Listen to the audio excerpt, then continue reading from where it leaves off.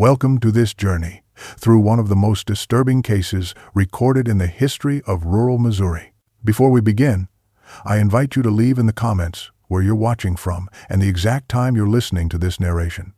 We're interested in knowing which places and what times of day or night these documented accounts reach. In the winter of 1915, the Hollow Creek Gazette printed a brief notice about the unexplained absence of Elizabeth Gilmore, a respected midwife and herbalist who had served the community for over 7 years. The article, barely 2 paragraphs long, mentioned that local authorities had been called to investigate after Elizabeth failed to attend the birth of Rebecca Turner's child on January 17th. The newspaper reported that no signs of foul play were evident, suggesting she may have departed voluntarily after receiving correspondence from medical contacts in St. Louis. The article concluded by noting that inquiries were ongoing, but no immediate concerns had been raised.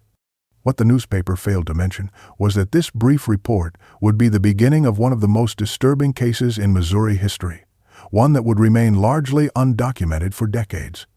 The Gilmore property sat on approximately 3 acres of rolling hillside near the small settlement of Hollow Creek, about 12 miles southwest of Lebanon. The homestead consisted of a 2-story timber frame house, a barn, and several outbuildings. According to county records, Elizabeth had inherited the property after her husband Jacob's death from pneumonia 3 years prior. Martha Winters, who lived on the neighboring farm, was the first to notice something amiss. When Elizabeth failed to appear at the Turner home, Martha made her way through knee-deep snow to check on her friend.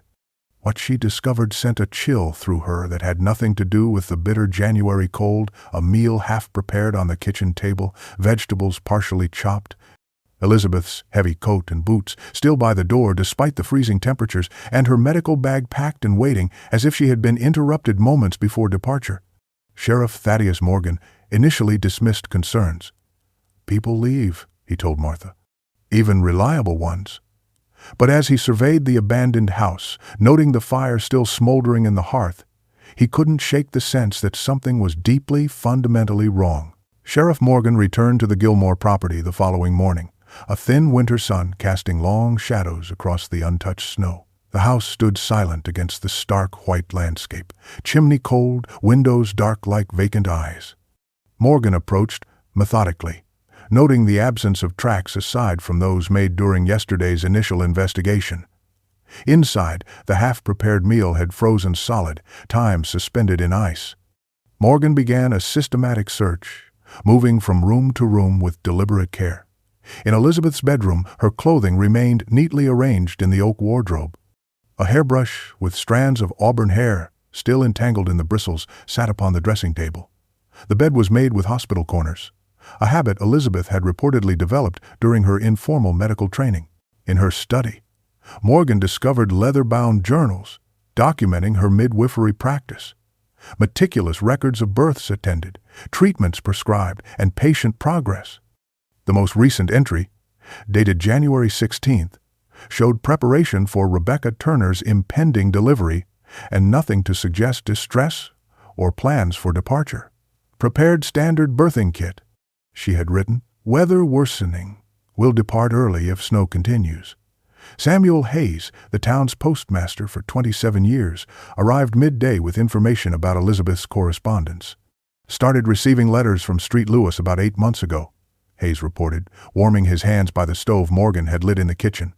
"Medical Society letterhead, then private correspondence from doctors there. More frequent these past 3 months, sometimes 2 or 3 letters a week." Morgan's attention was drawn to a subtle irregularity in the floorboards beneath Elizabeth's bed, a section that, when pressed in a specific corner, revealed a shallow compartment. Inside lay a wooden box secured with a small brass lock. The key, discovered in the drawer of Elizabeth's bedside table, opened it to reveal a collection of small glass vials containing dried substances of varying colors, each labeled in Latin script. Beneath these, wrapped in a square of black velvet, lay a thin journal bound in dark leather, its pages filled with text written in an elaborate cipher. Morgan lifted the journal carefully, noting its weight and the precision of the writing, columns of symbols arranged with mathematical exactness. The discovery transformed his unease into certainty. Elizabeth Gilmore had secrets, carefully hidden beneath the respectable veneer of her life as a rural midwife. Whatever had happened in this house had roots deeper and darker than a simple disappearance. Morgan's investigation expanded beyond the empty house as he began interviewing Hollow Creek's residents about Elizabeth Gilmore. The portrait that emerged was filled with contradictions, painted in strokes both admiring and suspicious. Sarah Jenkins, wife of the blacksmith, spoke of Elizabeth with reverent gratitude. When my Mary came 2 months early, the doctor said neither would survive. Elizabeth stayed 3 days without leaving once, used cooling methods and herbal tinctures that brought Mary's fever down when nothing else worked. If not for her, I'd have lost both. Similar accounts came from numerous families who had benefited from Elizabeth's medical expertise. Yet beneath these expressions of gratitude ran currents of unease. Reverend Thomas Blackwood, who had presided over Hollow Creek's Methodist congregation for nearly 2 decades, spoke of Elizabeth's declining church attendance following her husband's death. "She came faithfully with Jacob every Sunday," he recalled, his thin lips pressed together disapprovingly. After his passing, her attendance became irregular, then ceased altogether last spring.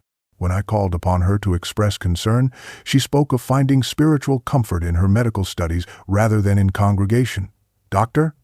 William Harrison, the elderly town doctor who had reluctantly accepted Elizabeth as an unofficial apprentice years earlier, provided the most troubling testimony. "She absorbed medical knowledge with remarkable speed," he told Morgan, his arthritic hands trembling slightly as he poured himself a measure of whiskey despite the early hour. "I shared my medical texts, taught her what I could. But these past 6 months, it was she who began teaching me techniques I'd never encountered." Harrison hesitated before continuing. When I asked where she'd acquired such knowledge, she spoke of independent research. I found it disturbing enough that I began to distance myself from her work. Abigail Moore, who operated the general store with her husband, reported that Elizabeth had been purchasing unusual supplies, chemicals whose names Abigail couldn't pronounce, specialized glass containers, and quantities of ice that seemed excessive for a woman living alone. Samuel Carter, who owned the adjoining property to the west, added, "Started gathering plants from the woods that weren't her usual medicinals. Fungi and such, from the north slope where the old mining tunnels run. Wouldn't say what they were for when I asked, just smiled that closed-lip smile of hers." As Morgan concluded his interviews, the image of Elizabeth Gilmore had transformed from that of a respected healer to something more complex and unsettling. A woman whose brilliance was matched only by her growing secrecy, whose healing hands might have been turned to purposes far removed from the conventional practice of medicine. The primitive state of Hollow Creek's communication infrastructure necessitated Sheriff Morgan's journey to Lebanon to send telegrams regarding Elizabeth's disappearance. The 16-mile ride through snow-choked roads took the better part of a day, with Morgan arriving as afternoon shadows lengthened across Lebanon's main street. He dispatched wires to the St. Louis Medical Society, the Missouri State Medical Board, and law enforcement agencies in surrounding counties. Upon returning to Hollow Creek 3 days later, Morgan found correspondence waiting from Dr. Howard Phillips, secretary of the St. Louis Medical Society. The letter confirmed that Elizabeth had indeed been in regular contact with several members of the society, most notably Dr. Marcus Fletcher, an anatomist whose controversial theories about tissue preservation had earned him a reputation as brilliant but eccentric within medical circles. Phillips enclosed copies of Elizabeth's correspondence with Fletcher, containing technical terminology beyond Morgan's understanding. References to innovative tissue preservation techniques and cellular degradation prevention appeared frequently, alongside requests for specific chemical compounds that Fletcher apparently supplied. Most disturbing were Fletcher's responses, which evolved from academic skepticism to growing enthusiasm about Elizabeth's remarkable results achieved with limited resources and isolation from traditional research facilities. Deputy Samuel Garrett, a young man in his mid-20s who had served under Morgan for just over a year, had been assigned to monitor the Gilmore property during the sheriff's absence. Upon Morgan's return, Garrett reported an unusual discovery. "The root cellar behind the house," he explained as they walked the property perimeter. "It's been modified extensively. The walls are reinforced with brick and mortar instead of the usual packed earth. There's a ventilation system with metal pipes running to the surface, disguised as tree stumps. And the door. Garrett pointed to the heavy oak barrier secured with an iron lock that seemed excessive for storing preserved vegetables. This isn't meant to keep animals out, Sheriff. It's designed to keep something in. Inside Morgan's office, they examined another piece of evidence. A fragment of a letter recovered from Elizabeth's fireplace. Partially burned, but with portions still legible. The text referred to a private medical conference scheduled for February in Chicago, where Elizabeth had apparently been invited to present her findings regarding extended viability of human tissue through chemical intervention. This evidence coincided with reports from several travelers who claimed to have seen a woman matching Elizabeth's description boarding a northbound train in Lebanon, carrying a large trunk and dressed for city travel, according to Jerome Wilson, a cattle buyer. The case appeared to be resolving itself, a voluntary departure rather than foul play. Yet Morgan remained troubled by the locked root cellar and the hidden cipher journal. February arrived with a vengeance, bringing a snowstorm of such ferocity that Hollow Creek found itself effectively cut off from neighboring communities for nearly 2 weeks. Drifts reached the height of a man's chest in some areas, rendering roads impassable and forcing residents to subsist on stored provisions.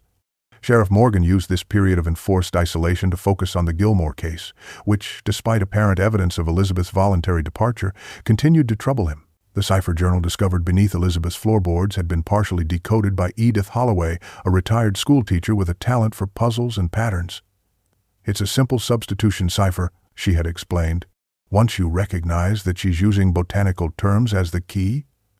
The decoded portions contained troubling references to subjects and remarkable preservation states achieved, though much remained indecipherable due to Elizabeth's use of specialized terminology.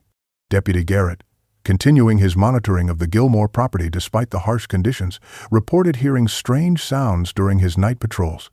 "Like scratching," he told Morgan, his youthful face grave beneath a coating of frost from his morning ride into town. "Coming from behind the root cellar, or maybe inside it, and once, I swear I heard something that sounded like moaning, though could have been the wind playing tricks." Further investigation of Elizabeth's purchasing history at Moore's General Store revealed orders for unusual quantities of chemicals, calcium chloride, sodium borate, formaldehyde, and various acids in amounts far exceeding any normal medical practice's requirements. Abigail Moore had maintained detailed records of these transactions, noting that Elizabeth had explained them as necessities for my research into improved embalming techniques. Joseph Miller, who had delivered ice to the Gilmore home throughout the previous summer and fall, provided additional information.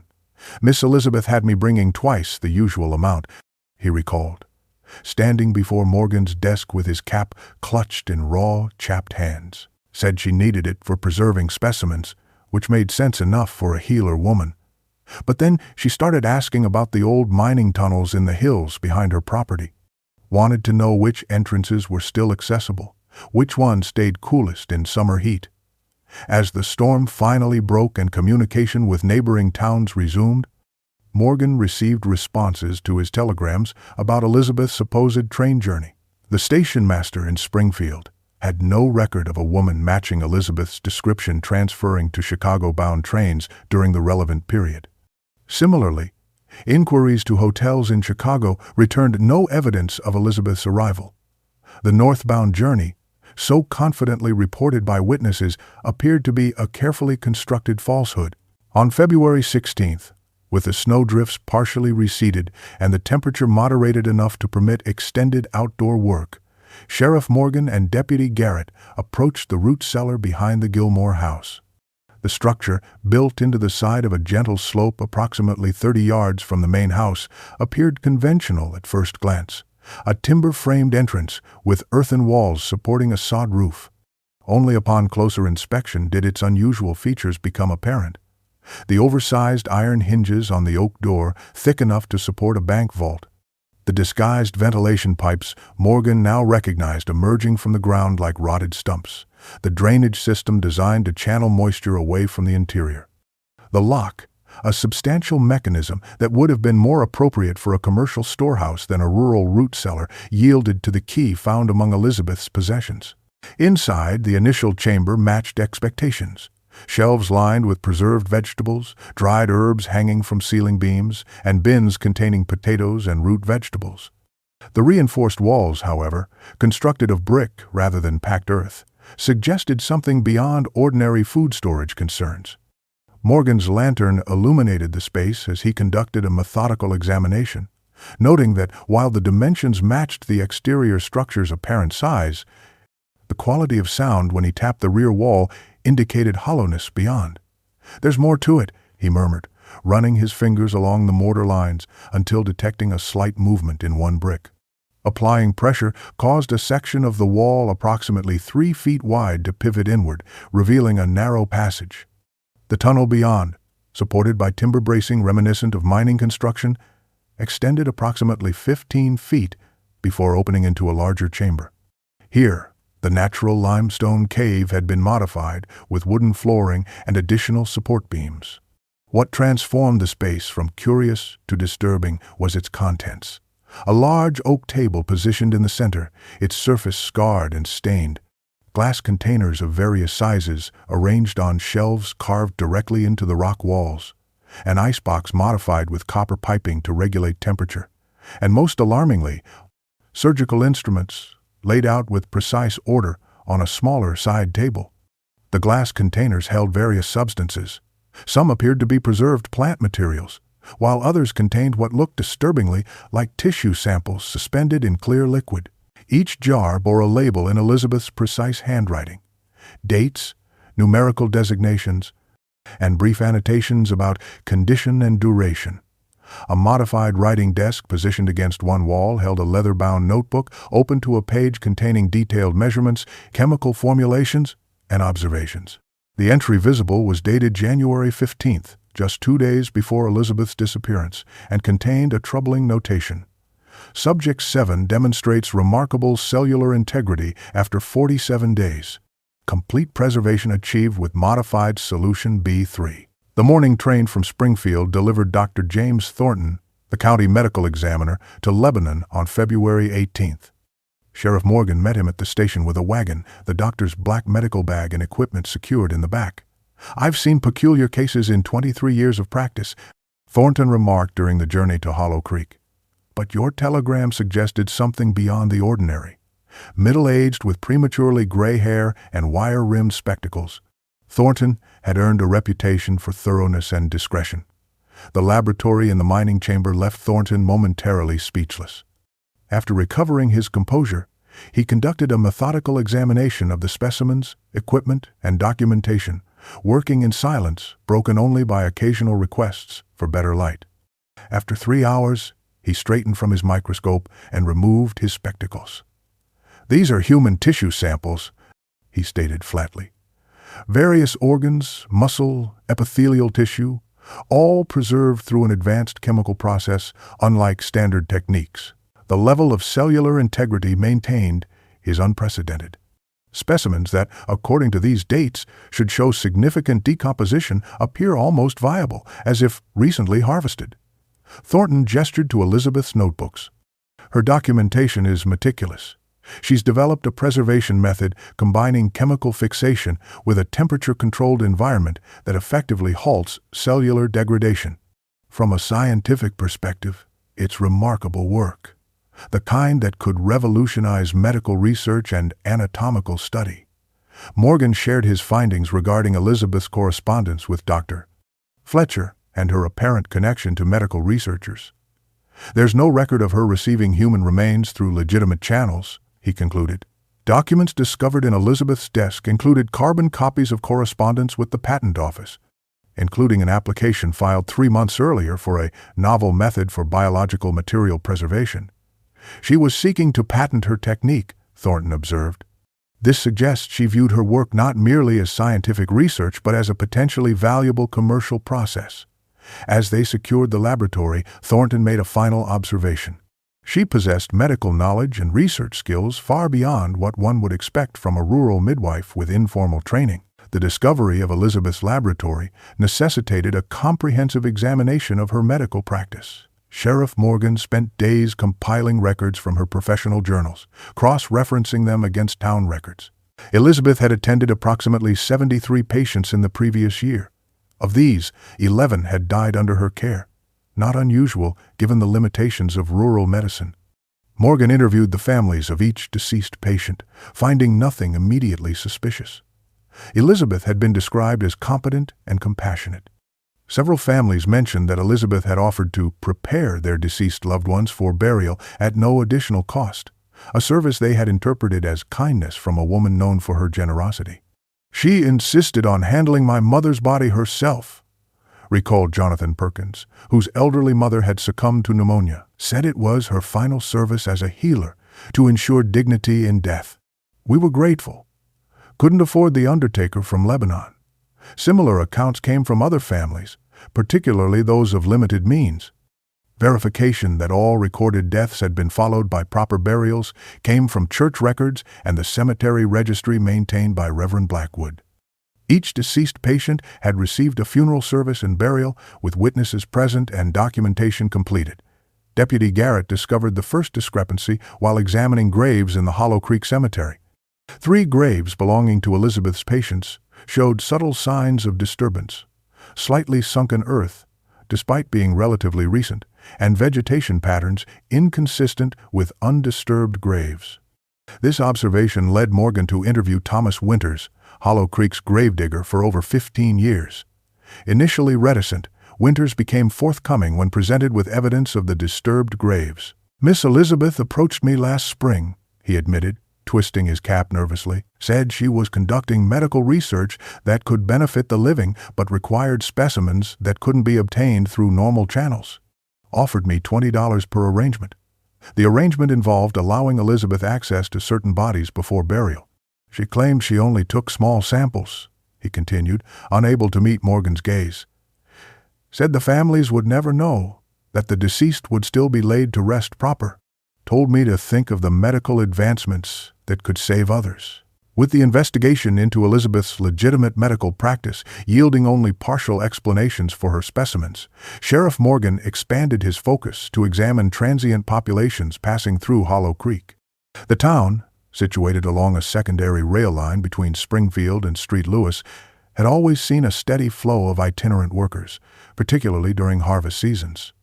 Records from the railroad station, maintained by station master Frederick Cooper, revealed an unusual pattern. Over the past 18 months, Hollow Creek had seen significantly higher numbers of male drifters than in previous years. "Never thought much about it," Cooper admitted, reviewing his logs with Morgan. "Figured it was due to the highway project drawing laborers." Cooper provided an unexpected connection to Elizabeth Gilmore. "Miss Elizabeth was often here when the afternoon freight came through, the one that usually carried riders in the empty boxcars. She'd offer work to men who looked capable. Said she needed help with heavy lifting, property maintenance, paid cash, which made her popular with that crowd." A more thorough search of the Gilmore property revealed a second ledger hidden beneath a false bottom in a trunk in the barn. Unlike Elizabeth's medical journals with their precise terminology, this ledger contained simple entries: names, likely assumed, dates, and brief physical descriptions under the heading, "Temporary Assistance Recipients." The ledger listed 27 men over a 20-month period. Cross-referencing these names against records from surrounding counties revealed a disturbing pattern. Not a single individual listed appeared in any subsequent records of employment, lodging, or legal issues in any neighboring community. A search of a previously overlooked shed yielded a collection of personal effects: worn boots in various sizes, battered suitcases containing shabby clothing, tobacco pouches, pocket knives, the miscellaneous possessions of men living on the road. Each item had been methodically cataloged and stored. Interviews with neighboring farmers added another dimension. "Saw unknown men working the Gilmore place several times last summer," reported Edward Collins, whose property bordered Elizabeth's. "Different faces every few weeks. Figured she was hiring temporary help since her husband passed." Collins noted he never observed the same man for more than a few days. Kept to themselves, those workers. Miss Elizabeth would bring supplies out to them. Seemed unusual, but Not my business how another property owner manages their affairs. On February 23rd, a telegram arrived from St. Louis announcing the imminent arrival of Dr. Marcus Fletcher, responding to Sheriff Morgan's inquiries regarding his correspondence with Elizabeth Gilmore. Fletcher arrived the following day, a tall, gaunt man in his 50s with a scholar's stoop and nervous hands that continuously adjusted his tie or spectacles. Morgan conducted the interview in his office, away from the disturbing environment of Elizabeth's laboratory. I first received correspondence from Mrs. Gilmore approximately 14 months ago, Fletcher explained, referring to a small notebook in which he had documented their exchanges. She introduced herself as a midwife with informal medical training who had developed an interest in tissue preservation techniques. Her initial inquiries were unremarkable, questions about standard preservation methods that any medical professional might ask. Fletcher described how the correspondence evolved over subsequent months. Elizabeth began sharing observations about experimental preservation techniques she was developing, initially describing her work as focusing on small animal specimens and plant tissues. Her early results seemed promising but not extraordinary, Fletcher continued. However, approximately 6 months ago, she sent me a preserved specimen, a section of what she claimed was rabbit tissue that showed remarkable resistance to degradation despite being several weeks old. The quality of this specimen had prompted Fletcher to share information about more advanced chemical compounds and preservation techniques from his own research. She proved an apt student. More than that, an innovator. Her subsequent communications demonstrated a sophisticated understanding of cellular preservation that frankly surprised me, given her limited formal education. The most troubling revelation came when Fletcher described receiving human tissue samples. The first arrived in October, a small section of what was unmistakably human epithelial tissue. When questioned, she claimed to have legal access to medical specimens through an arrangement with a teaching hospital in Springfield. Fletcher's discomfort was evident as he continued. The quality of preservation was extraordinary, superior to anything I had achieved in my own laboratory with significantly greater resources. Letters discovered in Elizabeth's desk confirmed that she had been sharing her findings with a small network of anatomists and medical researchers across the country. Most disturbing were drafts expressing her frustration with limitations imposed by conventional morality on medical advancement, and her belief that progress requires sacrifices that society is too squeamish to acknowledge. Sheriff Morgan's methodical approach to the Gilmore case led him to reconstruct a timeline of Elizabeth's activities over the previous year. A disturbing pattern emerged, one of increasing isolation and secrecy. Elizabeth had gradually withdrawn from community life, declining invitations to social gatherings, reducing her church attendance until it ceased entirely, and limiting her medical practice to specific patients. Financial records obtained from the Hollow Creek Bank revealed substantial deposits from unknown sources, far exceeding the modest income expected from a rural midwife's practice. Morgan traced these funds to various medical institutions and private individuals across the country.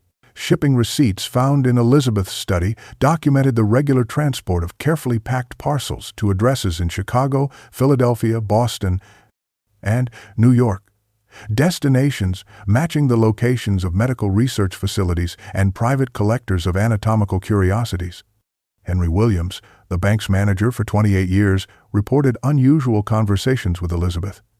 She spoke of establishing a research institute on her property, Williams recalled, inquired about loans for constructing specialized facilities, mentioned potential investors from Eastern medical circles who had expressed interest in her preservation methods. I advised her that such an undertaking would require substantial capital and likely face resistance from the town council. Most disturbing was the evolution evident in Elizabeth's private research journals. Her early entries showed genuine scientific curiosity mixed with compassion, referencing her desire to improve preservation techniques to advance medical knowledge and alleviate suffering. As months progressed, her language became increasingly clinical and detached. Subjects were referred to by numbers rather than names, with detailed evaluations of their physical condition, overall health, and suitability for processing. One entry from November read, Subject 23 presents optimal characteristics. Male, approximately 35 years, excellent muscular development, no evident disease or physical defect, no family connections or permanent residence. Employed for preliminary tasks to establish reliability and compliance. Will begin initial documentation tomorrow and proceed with primary protocol within 3 days. The entry was followed by precise measurements, chemical formulations, and a clinical accounting of the subject's demise and subsequent preservation. Morgan's reconstruction revealed not a sudden descent into darkness, but a gradual transformation. A brilliant mind moving step by methodical step beyond the boundaries of conventional ethics and law, driven by scientific ambition and an increasingly detached view of human life. Morgan and Garrett's examination of the primary laboratory led to another disturbing discovery. While inspecting the rear wall, Morgan noticed a subtle draft from what appeared to be solid rock. Careful exploration revealed a concealed door expertly disguised within the limestone formation. Beyond lay a second chamber, larger and more elaborate than the first. Here, Elizabeth had established her primary workspace, a fully equipped laboratory that would have impressed medical institutions in St. Louis or Chicago. Unlike the outer chamber's utilitarian design, this space revealed the full scope of Elizabeth's ambition. Specialized equipment lined the walls, microscopes, centrifuges, custom-built glass vessels for chemical processes, and an elaborate temperature control system utilizing the natural cooling properties of the mine. Most disturbing were the comprehensive research notes documenting Elizabeth's methodical progression. Leather-bound journals contained years of observations, beginning with simple preservation attempts on animal specimens and advancing through increasingly complex human tissue experiments. The chamber contained hundreds of photographic plates arranged chronologically, revealing Elizabeth's documentation of her preservation process from initial preparation through final results. Each image was labeled in her precise handwriting with dates, chemical formulations, and observations on tissue response. A locked cabinet yielded personal effects belonging to at least 7 different individuals. Clothing, identification papers, pocket watches, wedding bands, methodically catalogued and stored. Anatomical drawings covered one wall, showing Elizabeth's evolving techniques with annotations detailing improvements and refinements. The drawings displayed remarkable anatomical knowledge alongside artistic precision, with special attention to vascular systems and nerve pathways. A sealed metal container, stored in a modified ice chest, regulated by copper piping, contained Elizabeth's most recent achievements. Specimens showing preservation so lifelike they appeared freshly harvested rather than weeks old. Dr. Thornton, examining these specimens, could not hide his professional admiration despite his moral revulsion. From a purely scientific perspective, he admitted reluctantly, what she's achieved represents an advancement decades ahead of current medical understanding. The cellular integrity, the prevention of degradation, it's unprecedented. These techniques could revolutionize medical research, surgical training, anatomical study. He trailed off, the ethical implications silencing his scientific appreciation. Behind a loose brick in the laboratory fireplace, Morgan discovered Elizabeth's personal diary, a slim volume bound in faded red leather. Its pages filled with an intimate account vastly different from her clinical research notes. The diary began 3 years earlier, following her husband Jacob's death. I could not bear to let him go, she wrote in a shaking hand, unlike her usual precise script.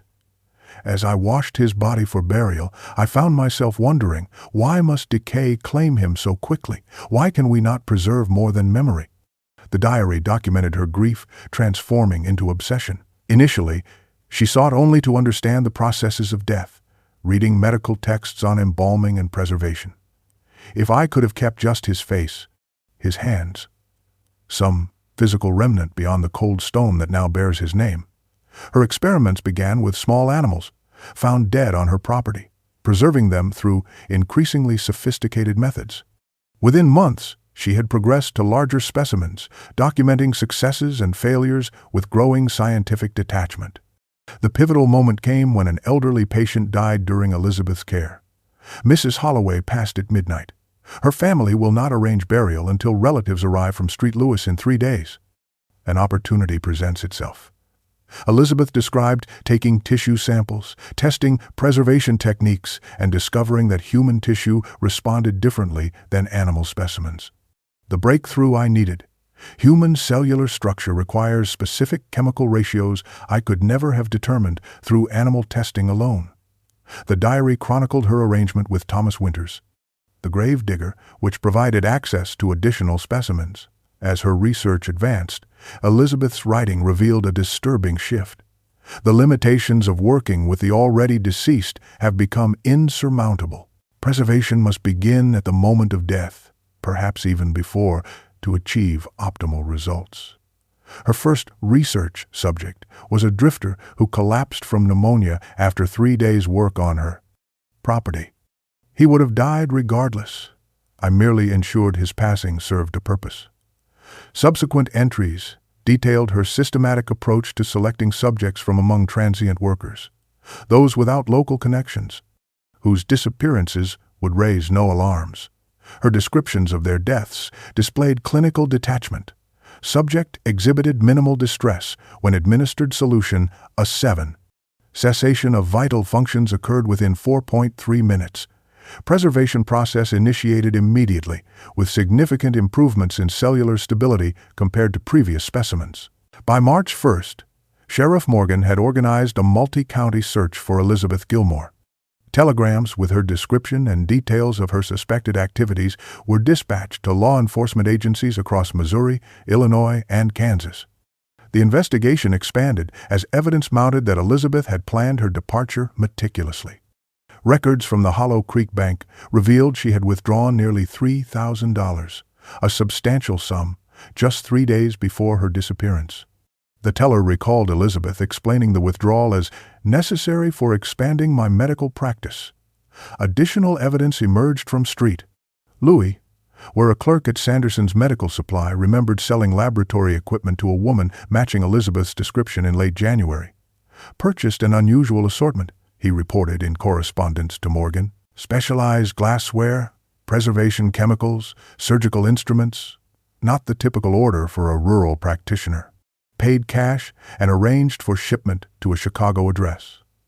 This confirmed Morgan's growing suspicion that Elizabeth had established a new location to continue her work. A breakthrough came from Percy Jenkins, a conductor on the Northern Rail line, who recalled a woman with auburn hair and educated speech boarding his train with several large trunks. Quite particular about the handling of her luggage, Jenkins noted. Said it contained fragile scientific equipment. Bound for Chicago, though she spoke of it as merely a waypoint rather than her final destination. Morgan's inquiries to Chicago police yielded information about Elizabeth's connections there.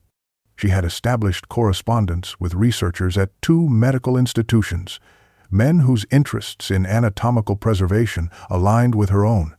Shipping records revealed she had sent specimens to an address in the city's medical district as recently as 2 weeks before her disappearance. The scope of the search expanded as Morgan received responses to his telegrams.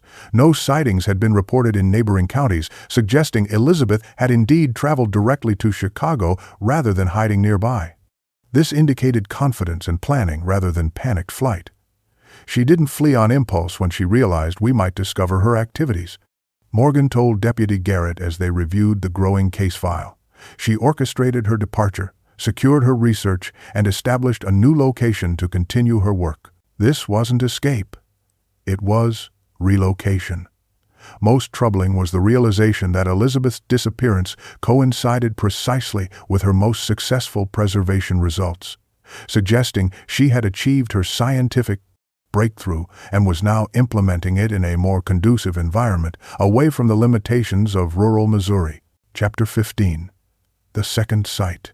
Morgan's investigation led to Chicago in mid-March, where local police had located a property rented under the name Elizabeth Grant, in a quiet neighborhood near the medical district.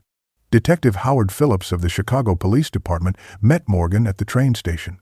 Found the place 2 days ago based on your telegraph description, Phillips explained as they drove through slushy streets. Apartment was abandoned, but recently. Neighbors say the tenant left less than a week ago. The rented rooms on the 3rd floor of a brick building revealed Elizabeth had indeed resumed her work. Though the space had been hastily cleared, Significant evidence remained. Chemical residue in the sink, specialized equipment too cumbersome to transport quickly, and most telling, a logbook containing entries that matched Elizabeth's handwriting and methodological approach. She was here, Morgan confirmed, examining the sparse furnishings. But she knew we were closing in. The building's janitor reported unusual deliveries, heavy crates brought by private courier rather than normal postal service, always accepted personally by Mrs. Grant, who insisted on privacy when handling them. Kept to herself mostly, he recalled, polite but distant. Refused cleaning service. Said her work required specific arrangements only she could maintain. Elizabeth's awareness of the investigation became evident from correspondence found beneath loose floorboards, letters from a contact in Lebanon who had informed her of Morgan's inquiries. This explained her hasty departure and suggested she had established a contingency location. Further evidence indicated Elizabeth had established contact with researchers at the Philadelphia Academy of Medical Sciences. Most disturbing was a collection of newspaper clippings found in the apartment's desk drawer, articles about missing persons in Chicago's transient population. 6 disappearances over a 5-week period, each victim matching the profile of Elizabeth's previous subjects, male, unattached, without local connections. She resumed her work immediately upon arrival. Phillips observed grimly. Didn't waste any time. The landlady provided the final clue. Elizabeth had mentioned Philadelphia during a brief conversation about her temporary stay in Chicago. Said she was consulting at a medical institution there before continuing to New York, the woman recalled. Seemed very professional, spoke like an educated person. Paid 3 months' rent in advance, though she only stayed 6 weeks. Morgan sent telegrams to Philadelphia authorities with detailed information on Elizabeth's methods and likely activities. The search had expanded beyond a simple manhunt into an urgent race to prevent further victims from falling prey to Elizabeth's clinical obsession. Chapter 16. The Widening Circle. Morgan's investigation in Chicago expanded beyond Elizabeth herself into the network that had supported and encouraged her work. Meeting with Detective Phillips at Chicago Police Headquarters, Morgan reviewed files on anatomical collectors and medical researchers with questionable reputations. Elizabeth's correspondence suggests her work attracted significant attention, Morgan explained, spreading letters across Phillips' desk. Not just academic interest, but financial backing. Financial records obtained from Chicago banks revealed substantial payments to Elizabeth from private collectors. Wealthy individuals who acquired medical oddities, preserved specimens, and anatomical curiosities for private collections. These transactions totaled nearly $5,000 over 6 months, an enormous sum that explained Elizabeth's ability to finance her elaborate laboratory and subsequent relocation. More disturbing was evidence of a network of correspondence sharing preservation techniques and specimens. Elizabeth's notes referenced exchanges with researchers in Boston, New York, and Philadelphia, men with medical credentials but operating outside institutional oversight. She wasn't an isolated case, Phillips noted, showing Morgan files on 3 similar investigations in different cities. There's a shadow network of researchers pushing boundaries without ethical constraints. The most alarming discovery came when Morgan interviewed Dr. Lawrence Harrington, a pathologist who had corresponded with Elizabeth. Though initially reluctant, Harrington eventually admitted the truth. Her preservation method was revolutionary, he stated, professional admiration overriding moral qualms. Several colleagues have attempted to replicate her results using her notes. Some have succeeded. This revelation transformed the investigation's scope. Morgan was no longer pursuing a single murderer but uncovering a web of researchers inspired by Elizabeth's work, each potentially continuing her methodologies with their own subjects. How widespread is this network? Morgan asked. Harrington's answer chilled him. Medical science has always attracted those willing to cross boundaries others won't approach. Historically, our greatest advances came from those who worked in shadows, anatomists who purchased bodies from grave robbers, surgeons who experimented on the unclaimed dead. Elizabeth merely continued this tradition with modern techniques. Morgan telegraphed these findings to sheriff's departments across 5 states. warning them to watch for patterns of disappearances matching Elizabeth's victim profile, particularly near medical institutions. The case had expanded beyond his jurisdiction into a multi-state investigation of a shadow scientific community operating beyond the reach of law or ethics. Chapter 17. The Final Discovery. Based on Morgan's telegraphed warnings, Philadelphia police investigated several properties connected to the city's medical institutions. On April 12th, they raided an abandoned medical facility in the city's industrial district that had been quietly reopened under the name Grant Research Institute. Detective Samuel Collins led Morgan through the building. The place, following day. "We missed her by 3 days," Collins explained bitterly as they entered. "Place was still operational when we arrived. Equipment running, specimens in various stages of preservation. Unlike Elizabeth's rural laboratory, this facility had been designed from the ground up for her work. 3 large rooms had been converted into specialized workspaces, each dedicated to different stages of her preservation process. Most alarming was evidence that Elizabeth had expanded beyond working alone. Found sleeping quarters for at least 4 assistants," Collins noted, showing Morgan the sparse living spaces. "Appears she was training others in her methods." Notebooks recovered from a locked office contained teaching materials, simplified versions of Elizabeth's techniques with instructional notes and diagrams clearly intended for students rather than personal reference. Laboratory logs showed a significant increase in processing capacity with multiple subjects handled simultaneously. Personal effects belonging to 12 different individuals were cataloged in a systematic filing system, suggesting Elizabeth's operation had expanded dramatically since leaving Missouri. Correspondence revealed her ultimate destination. A letter to a Dr. Heinrich Müller in Vienna discussed arrangements for laboratory space there. "Europe offers research conditions more conducive to our particular requirements," Elizabeth had written.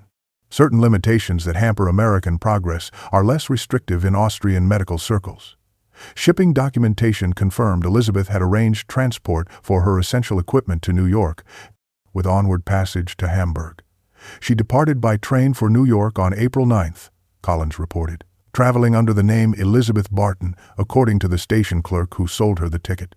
Most disturbing was a ledger detailing financial arrangements with 5 different medical researchers and private collectors who had commissioned specific preservation specimens.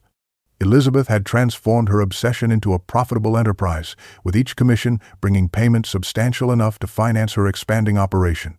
A final, chilling note in Elizabeth's handwriting had been left prominently on her desk. "To those who follow, the work continues across the ocean. America is not yet ready for true scientific progress without moral hindrance." Reports from New York Harbor Police confirmed a woman matching Elizabeth's description had boarded the steamship Carpathia bound for Liverpool on April 11, 1915. She traveled under the name Elizabeth Barton, presenting papers identifying her as a medical researcher journeying to consult with European colleagues. Custom officials noted she had shipped several large crates classified as medical equipment and research materials, which had passed inspection without incident. International telegrams to British authorities yielded limited response. Without evidence of crimes committed on British soil, they expressed polite but minimal interest in the case. The trail went cold as Elizabeth vanished into the vastness of war-torn Europe. Sheriff Morgan returned to Hollow Creek by early May, the case officially unresolved. The Gilmore property, considered a scene of unspeakable crimes, was seized by the county. The house and outbuildings were demolished. The entrance to the mining tunnel collapsed and sealed.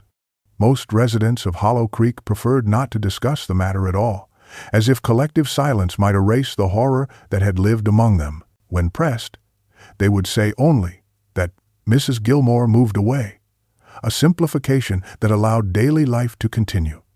The specimens found in Elizabeth's laboratory were transferred to the Missouri State Medical Board for examination and eventual cremation. Her notebooks and documentation, however, disappeared from secured storage at the county courthouse 3 months after the investigation concluded. No trace of the thief was ever found. The case gradually faded from local memory, becoming little more than whispered stories told to frighten children on dark winter nights. But its shadow extended far beyond rural Missouri. In 1919, European medical journals began publishing articles on new preservation techniques remarkably similar to those Elizabeth had developed. A doctor, Elise Bauer of Vienna, gained particular recognition for methods of cellular stabilization that revolutionized anatomical study. Photographs accompanying the articles showed specimens with the same lifelike preservation Elizabeth had achieved. When Dr. Thornton, the county medical examiner who had examined Elizabeth's laboratory, read these articles, he reportedly closed his practice and refused to discuss the Gilmore case again. The final fate of Elizabeth Gilmore remains unknown. Whether she continued her work in Europe under a new identity, whether her techniques proliferated through the medical underground, whether her obsession claimed more victims, these questions remain unanswered. But in medical museums across Europe, certain preserved specimens display a remarkable lifelike quality, their origins undocumented, their preservation defying conventional explanation, silent testimony to knowledge purchased at unspeakable cost.